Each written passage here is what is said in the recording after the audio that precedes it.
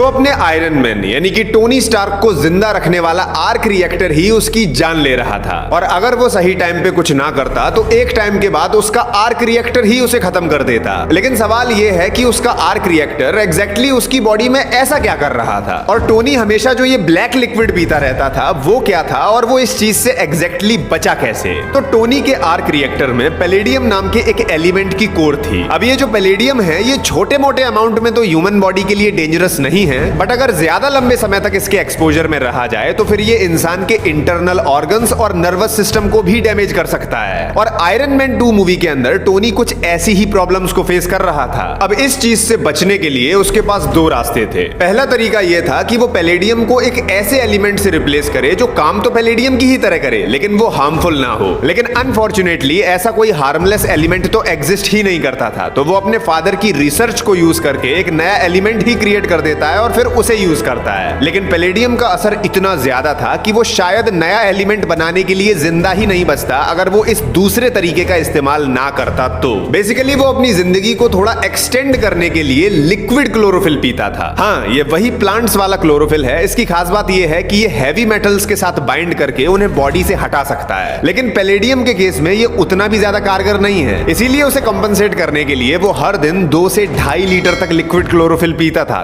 तब जाके कहीं वो पैलेडियम पॉइजनिंग से लड़ पा रहा था।